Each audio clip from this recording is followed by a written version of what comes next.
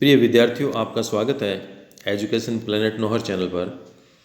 आज हम कक्षा 6 विषय हिंदी पाठ 3 नादान दोस्त इस पाठ का हम अध्ययन करेंगे। इसके लेखक प्रेमचंद हैं। तो इस पाठ का प्रारंभ करेंगे हम लेखक के परिचय से। दोस्त का मतलब आप जानते हैं, दोस्त यानी मित्र, आपका फ्रेंड जो कोई सुख दुख में काम आता है।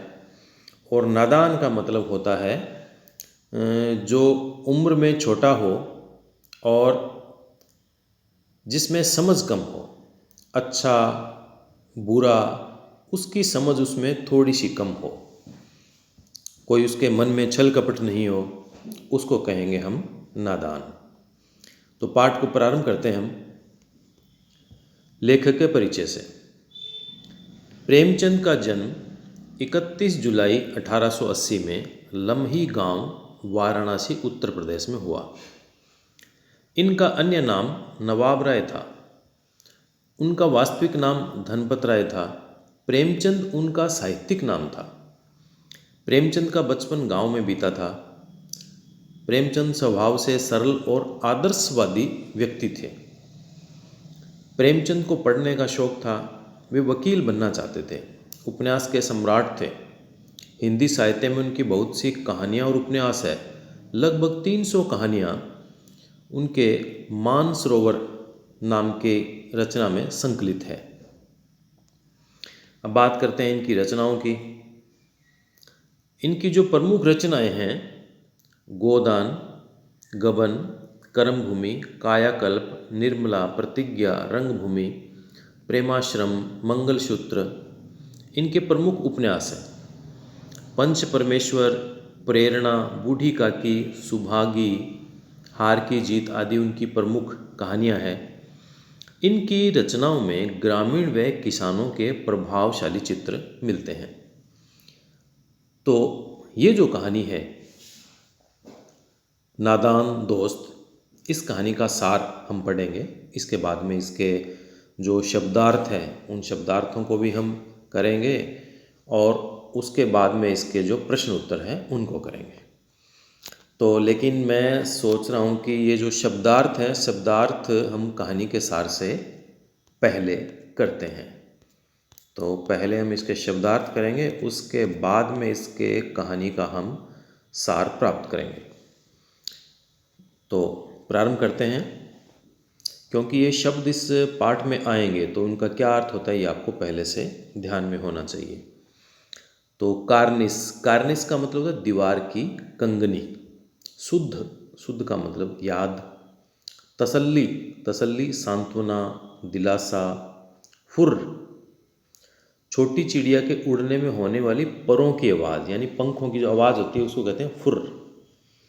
गर्व, इसका मतलब है घमंड। पेचीदा, कठिन या टेढ़ा, कोई मुश्किल बात हो तो पेचीदा। जिज्ञासा, जानने की इच्छा। अधीर, उतावला होना, उसके मन में जैसे इच्छा हो कि जल्दी से कुछ उसको मिल जाए, उतावला होना। अंदाजा, अंदाजे का अर्थ है अनुमान। उधेड़बुन, उधेड़बुन का मतलब होता है उलझन या चिंता। हिफाजत, रक्षा। तकलीफ, मुसीबत या संकट। चिथड़े, फटा पुराना कपड़ा, उसको कहते हैं चिथड़े। यकायक, अचानक। उजला, साफ या स्वच्छ। आहिस्ता, धीरे से या धीरे धीरे। सुराख यानी छेद। अब हम इस पाठ का सार पढ़ेंगे और उसके बाद में हम इसके प्रश्नोत्तर करेंगे, क्योंकि जो कठिन शब्द है वो पाठ से पहले ही होना चाहिए। चलिए कहानी का सार हम प्रारंभ करते हैं। प्रेमचंद जी इस लघु कथा में बाल जिज्ञासावश उनसे हुई भूल का चित्रण करते हुए लिखते हैं कि केशव के घर की एक कार्निस के ऊपर चिड़िया ने अंडे दिए। केशव और उसकी बहन श्यामा, देखिए दो बहन भाई है, एक केशव और उसकी बहन है श्यामा। दोनों ने उस चिड़िया को वहाँ बार बार आते जाते देखा। सवेरे दोनों आंखें मलते कार्निस के सामने पहुँच जाते और चिड़ा और चिड़िया दोनों को वहाँ बैठा पाते। उनको देखने में दोनों बच्चों को बहुत मज़ा आता था। उन्हें जो सुबह दूध और जलेबी खाने को मिलती उसकी भी सुध नहीं रहती थी। अंडों को देखकर दोनों के दिल में तरह तरह के सवाल उठने लगे थे। अंडे कितने बड़े होंगे, किस रंग के होंगे, कितने होंगे, वे क्या खाते होंगे, उनमें से बच्चे किस तरह निकलेंगे, बच्चे के पैर कैसे निकलेंगे। इस प्रकार की जिज्ञासा उनकी बढ़ती गई और उनकी बातों का जवाब देने वाला कोई नहीं था। उनके माता पिता दोनों अपने अपने काम में व्यस्त रहते थे। वे दोनों आपस में ही सवाल जवाब करके अपने दिल को बहला लेते थे। अब श्यामा कहती है, क्यों भैया, बच्चे निकल फुर्र से उड़ जाएंगे। तो केशव विद्वानों की तरह गर्व से कह उठता, नहीं री पगली, पहले पर निकलेंगे, बगैर परों के बेचारे कैसे उड़ेंगे। श्यामा कहती, बच्चों को क्या खिलाएगी बेचारी। इस तरह दोनों आपस में सवाल जवाब करते। जब केशव पेचीदा सवालों का जवाब न दे पाता तो दोनों चुप रह जाते। इस तरह 3-4 दिन गुजर गए। दोनों बच्चों की जिज्ञासा दिन दिन बढ़ती जाती थी। अंडों को देखने के लिए वे अधीर हो उठते थे। अब उनके सामने यह सवाल था कि चिड़िया बेचारी इतना दाना कहाँ से लाएगी कि सारे बच्चों का पेट भरे। बच्चे बेचारे भूख से मर जाएंगे। इस मुसीबत के अंदाज से वे घबरा गए। दोनों ने कार्निस पर थोड़ा सा दाना रखने का फैसला किया। श्यामा खुश होकर बोली, तब तो चिड़ियों को चारे के लिए कहीं भी उड़कर न जाना पड़ेगा। केशव, नहीं, तब क्यों जाएगी। फिर श्यामा कहती है, क्यों भैया, बच्चों को धूप नहीं लगती होगी। तब केशव का ध्यान इस तकलीफ की तरफ न गया था। आखिर यही फैसला हुआ कि घोंसले के ऊपर कपड़े की छत बना देनी चाहिए। पानी की प्याली और थोड़े से चावल रख देने का प्रस्ताव भी स्वीकृत हो गया। दोनों बच्चे बड़े चाव से काम करने लगे। श्यामा अपनी माँ की आंख बचाकर मटके से चावल निकाल लाई, एक प्याली में पानी रख दिया। अब चांदनी के लिए कपड़ा कहाँ से लाएं। फिर ऊपर बगैर छड़ियों के कपड़ा ठहरेगा कैसे और छड़ियाँ खड़ी होगी कैसे। आखिर उसने यह मुश्किल भी हल कर दी। श्यामा से बोला, जाकर कूड़ा फेंकने वाली टोकरी उठा लाओ। टोकरी में सुराख था। केशव ने उसके सुराख में थोड़ा सा कागज़ ठूंस दिया। तब टोकरी को एक टहनी से टिकाकर बोला, देख, ऐसे ही घोंसले पर उसकी आड़ कर दूंगा, तब कैसे धूप जाएगी। श्यामा ने दिल में सोचा, भैया कितने चालाक हैं। गर्मी के दिन थे। अम्मा दोनों बच्चों को सुलाकर खुद भी सो गई, लेकिन बच्चों की आंखों में नींद न थी। वे दोनों चुपके से उठे, कमरे से बाहर निकल आए। दोनों मिलकर अंडों से हिफाजत की तैयारियों में जुट गए। केशव कमरे से स्टूल लाकर उसके नीचे चौकी रखकर उस पर डरते डरते चढ़ा। श्यामा ने दोनों हाथों से स्टूल को पकड़ा हुआ था। केशव दोनों हाथों से कार्निस पकड़ लेता और श्यामा को दबी आवाज़ से डांटता, अच्छी तरह पकड़। लेकिन श्यामा का दिल कार्निस पर अटका था। केशव के हाथ जैसे ही कार्निस तक पहुँचे, दोनों चिड़ियाँ उड़ गई। केशव ने देखा कार्निस पर बिछे तिनकों पर 3 अंडे पड़े हैं। श्यामा ने केशव से पूछा, के बच्चे हैं भैया। केशव बोला, 3 अंडे हैं, अभी बच्चे नहीं निकले। श्यामा ने भी अंडे देखने की जिद की तो केशव बोला, दिखा दूंगा, पहले ज़रा चिथड़े ले आ, नीचे बिछा दूं, बेचारे अंडे तिनकों पर पड़े हैं। श्यामा दौड़कर पुरानी धोती से एक टुकड़ा फाड़ कर ले आई। केशव ने उसकी गद्दी बनाकर अंडों के नीचे रख दिया। श्यामा बार बार जिद करती रही कि मुझे भी अंडे दिखाओ, लेकिन केशव उससे कभी दाना और पानी की प्याली लाने, कभी नीचे उतरने के बाद दिखा दूंगा, यह बहाना बनाता रहा। श्यामा प्याली और चावल ले आई तो केशव टोकरी के नीचे दोनों चीज़ें रखकर आहिस्ता से नीचे उतराया। श्यामा ने इस बार गिड़गिड़ाकर केशव से कहा, अब हमको भी चढ़ा दो भैया। लेकिन केशव ने गिर जाने की बात कहकर उसे टाल दिया। केशव बहाना बनाते हुए बोला, न भैया, कहीं तू गिर पड़ी तो अम्मा तो मेरी चटनी बना डालेगी। क्या करेगी देखकर। अब अंडे बड़े आराम से हैं, जब बच्चे निकलेंगे तो उनको पालेंगे। दूसरी ओर चिड़िया बार बार कार्निस पर जाती और वहाँ बगैर बैठे उड़ जाती। केशव ने सोचा शायद उन दोनों के डर से नहीं बैठी, इसलिए स्टूल और चौकी दोनों उठाकर रख दिया। श्यामा ने अंडे न दिखाने के दुख से आंखों में आंसू भरकर कहा, मुझे अंडे नहीं दिखाए, मैं अम्मा से तुम्हारी शिकायत करूंगी। केशव श्यामा की बात सुनकर बोला, अम्मा जी से कहेगी तो बहुत मारूंगा, कह देता हूँ। श्यामा, तो तुमने मुझे दिखाया क्यों नहीं? केशव, गिर पड़ती तो क्या तेरा सर न फूट जाता? श्यामा, देख लेना, मैं माँ से कह दूंगी। तभी कोठरी का दरवाज़ा खुला। माँ बोली, तुम दोनों बाहर कब निकल आए? मैंने कहा न था कि दोपहर को न निकलना। किसने किवाड़ खोला? किवाड़ केशव ने खोला था, लेकिन श्यामा ने केशव से डरकर यह बात माँ को नहीं कही। उसे डर था कि बता देने पर भैया पिट जाएंगे। उधर केशव का दिल कांप उठा ही कहीं श्यामा माँ को बता न दे। श्यामा भैया के प्रेम के कारण चुप थी, या वह खुद इस कसूर में शामिल थी, इस वजह से इसका फैसला नहीं ले सकती। माँ ने दोनों को डांट डपट कर कमरे में बंद कर दिया। दोनों बच्चों को नींद आ गई। बाहर तेज़ गर्मी थी। लगभग 4 बजे श्यामा की नींद खुली तो किवाड़ खुले पड़े थे। वह शीघ्रता से दौड़ी कार्निस के पास, आकर उसे ताकने लगी। टोकरी का कुछ पता नहीं था। जब उसकी नज़र नीचे फर्श पर गई तो उल्टे पांव दौड़ी कमरे में जाकर केशव से जोर से बोली, भैया अंडे तो नीचे पड़े हैं, बच्चे उड़ गए। केशव यह सुनकर घबरा कर उठा। बाहर आकर देखा कि तीनों अंडे नीचे टूटे पड़े हैं। पानी की प्याली भी एक तरफ टूटी पड़ी थी। यह देखकर केशव के चेहरे का रंग उड़ गया। वह सहमा हुआ था। तभी श्यामा ने उसे पूछा, बच्चे कहाँ उड़ गए भैया? केशव ने करुण स्वर में श्यामा को बताया, अंडे तो फूट गए। श्यामा ने फिर पूछा, बच्चे कहाँ गए? केशव ने झुंझलाते हुए कहा, तेरे सर में, देखती नहीं अंडों में से उजला उजला पानी निकल आया है, वही तो 2-4 दिनों में बच्चे बन जाते। तभी माँ हाथ से सोटी के लिए वहाँ पहुँची और उन दोनों से पूछने लगी, तुम दोनों वहाँ धूप में क्या कर रहे हो? श्यामा ने बताया कि चिड़िया के अंडे टूटे पड़े हैं। माँ ने आकर टूटे हुए अंडों को देखते हुए गुस्से में कहा, तुम लोगों ने अंडों को छुआ होगा। केशव ने पूछा तो केशव भीगी बिल्ली बना चुपचाप खड़ा रहा। श्यामा ने माँ को सब बताया कि भैया चौकी पर स्टूल रखकर चढ़े थे। केशव ने माँ को सफाई देते हुए बताया कि वह अकेले न था। तब माँ ने केशव को समझाया कि छूने से चिड़ियों के अंडे गंदे हो जाते हैं, चिड़िया फिर उन्हें नहीं सेती।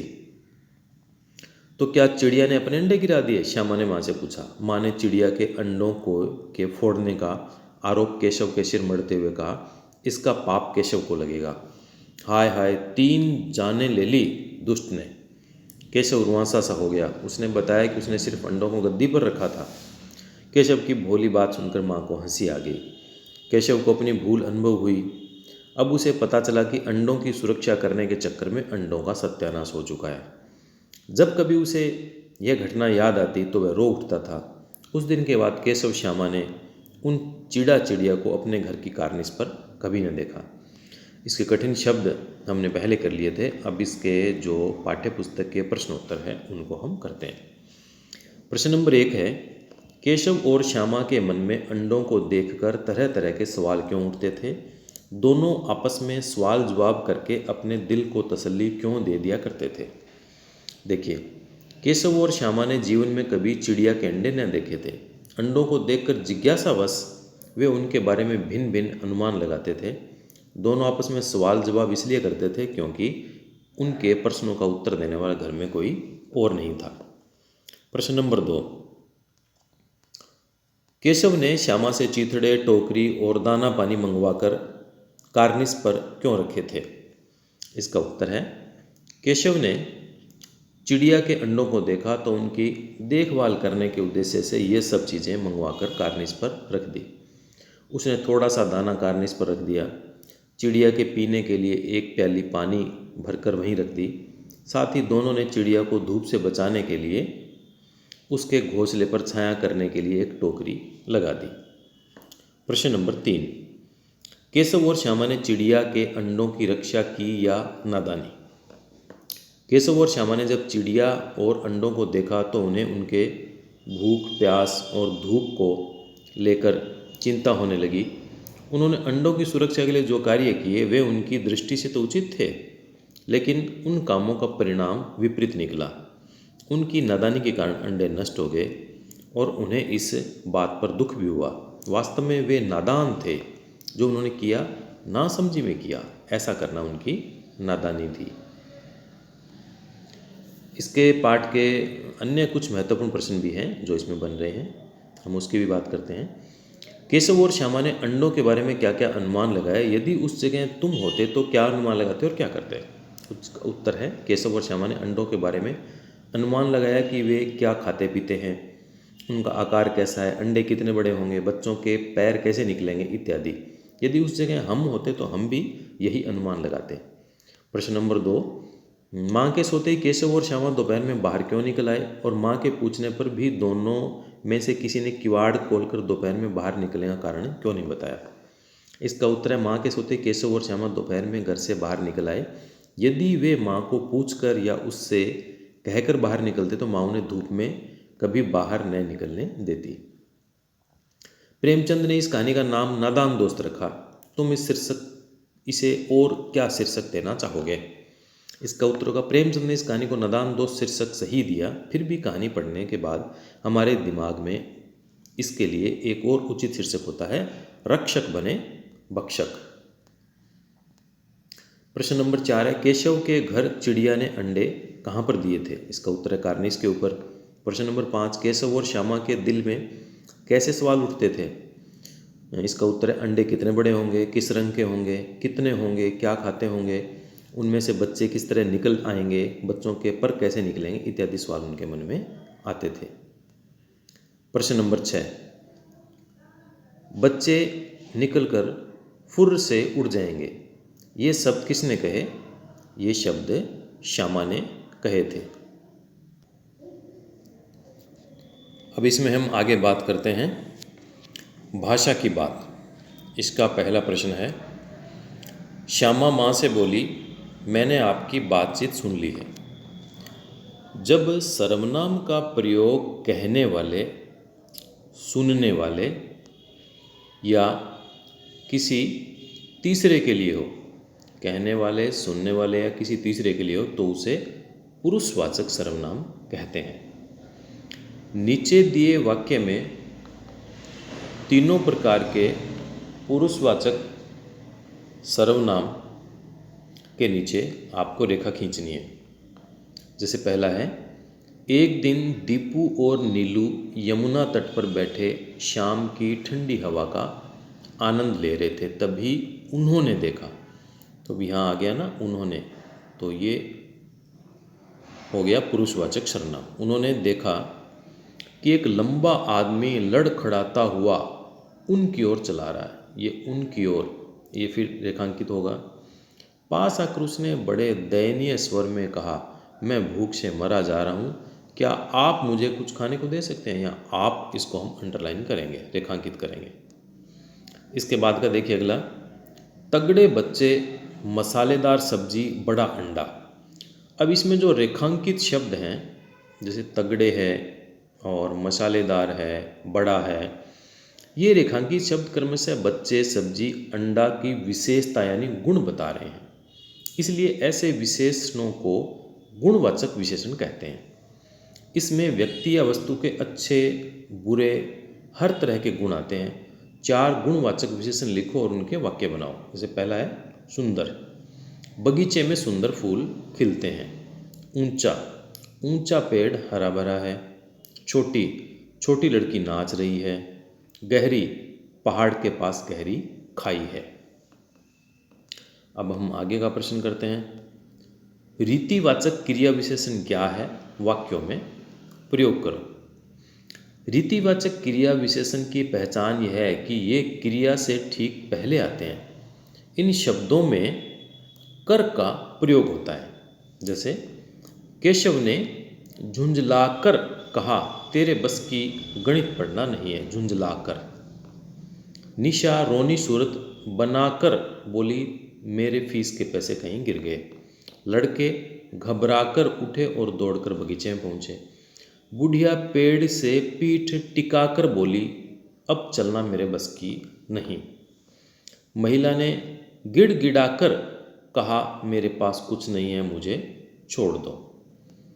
अब ऊपर लिखे वाक्यों में रेखांकित शब्दों को ध्यान से देखो। ये शब्द रीतिवाचक क्रिया विशेषण का काम कर रहे हैं, क्योंकि ये बताते हैं कि कहने, बोलने, उठने की क्रिया कैसे क्रिया हुई। कर वाले शब्दों के क्रिया विशेषण होने की एक पहचान यह भी है कि ये अक्सर क्रिया से ठीक पहले आते हैं। अब तुम इन 5 क्रिया विशेषणों का वाक्यों में प्रयोग करो। अब प्रश्न नंबर 4 है, नीचे प्रेमचंद की कहानी सत्याग्रह का एक अंश दिया गया है। तुम इसे पढ़ोगे तो पाओगे कि विराम चिन्हों के बिना यह अंश अधूरा सा है। तुम आवश्यकता के अनुसार उचित जगहों पर विराम चिन्ह लगाओ। अब इसमें हम विराम चिन्ह लगा देंगे। उसी समय एक खोमचे वाला जाता दिखाई दिया। 11 बज चुके थे। चारों तरफ सन्नाटा छा गया था। पंडित जी ने बुलाया, खोमचे वाला, कहिए क्या दूं? भूख लग गई न? अन्न जल छोड़ना साधुओं का काम है, हमारा आपका नहीं। मोटे राम, अबे क्या कहता है? यहाँ क्या किसी साधु से कम है? चाहे तो महीने पड़े रहें और भूख न लगे मुझे तो केवल इसीलिए बुलाया है कि जरा अपनी कुप्पी मुझे दे, देखूं तो वहाँ क्या रेंग रहा है, मुझे भय होता है। तो यहाँ जहाँ इसमें पूर्ण विराम, प्रश्नवाचक और जो विराम चिन्ह जहाँ लगाने थे वो हमने इसमें लगा दिया है। तो ये पाठ हिंदी का तीसरा पाठ, नादान दोस्त, प्रेमचंद के द्वारा लिखित ये बहुत ही एक अच्छा पाठ है, केशव और श्यामा का। तो इस पाठ को आपने अच्छी प्रकार से समझा होगा। ठीक प्रकार से इसको समझ के इसके जो प्रश्न उत्तर हैं आप अपनी कॉपी में अच्छी तरह से कर लीजिए। फिर भी कोई बात समझ में नहीं आए तो हमेशा की तरह कमेंट बॉक्स में लिखकर आप मुझे पूछ सकते हैं और मैं तुरंत ही आपकी समस्या का हल करने के लिए तत्पर रहूँगा।